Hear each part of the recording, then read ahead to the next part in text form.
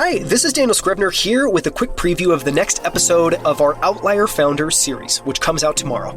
In it, I'm joined by Mo Islam, co-founder of Payload Space, which is building a media empire dedicated to covering the business and policy of space, as in outer space.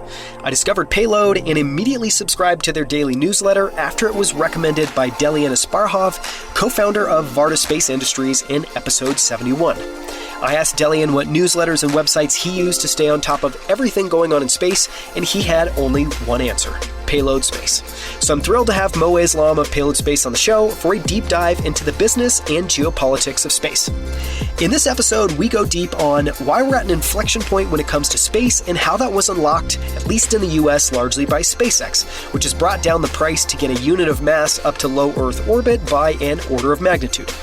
The outsized role the military and defense departments currently play as customers for space companies, ranging from Earth imaging to satellite manufacturing startups. And the space companies that Mo thinks are the most underrated, as well as how Payload is building a media empire, starting with what Mo calls the modern homepage, which is their daily email newsletter. Plus, how they crafted a compelling voice and editorial style in an old school and relatively stodgy industry, making space cool to read and learn about. Here's one of my favorite moments from it. Tune in tomorrow to listen to the full episode.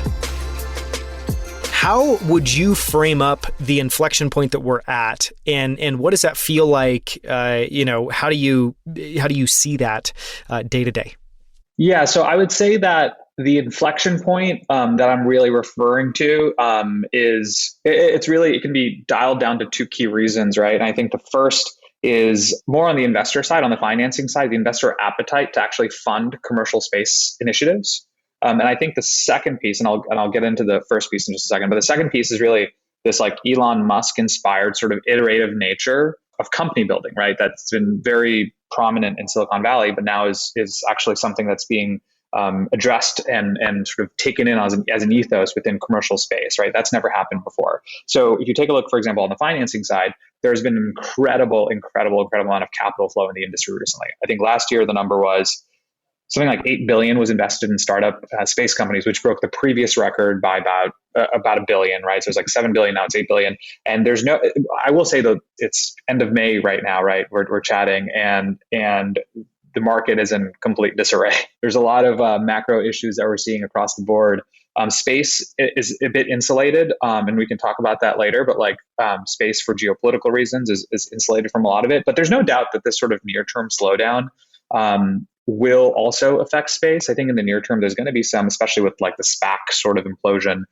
There's going to be some folks who say, okay, let's actually just take a step back and see what we are investing in and sort of the R&D cycles and how long these companies are going to take to actually be positive on the profitability side. So as investors recalibrate, I think that's going to create a little bit of slowdown. But we've definitely opened up Pandora's box, right? In a way that it really comes down to how investors perceive hardware-based industries. Like when you look back at the global financial crisis and you think about the companies that were actually formed during that time, like Slack, Uber, Airbnb, Square, Instagram, WhatsApp, right? They all started in the midst of the crisis. So it's really interesting to think that, and these are all companies that have really shaped the modern era of mobile compute and enterprise and consumer technology.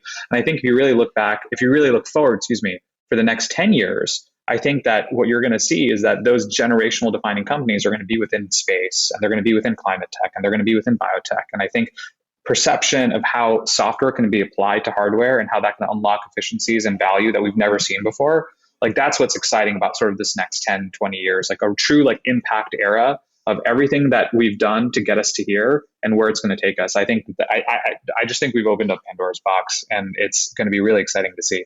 So, that's really kind of point one of the inflection point. The second point really is just around Musk. He has a very love-hate and relationship with a lot of people, and I think especially with his recent comments and Twitter and all this stuff, right? He's on the news. He's in the news for a lot of different reasons, but the reality is what he's done for the industry is he's changed how risk is assessed. He just completely changed the way that companies approach risk. SpaceX, of course, takes a very Silicon Valley approach of, let's build rockets, let's blow them up publicly, let's iterate. That's okay, right? That's never been okay. NASA's never done that, right? They spend billions of dollars of developing and testing before they even launch, right?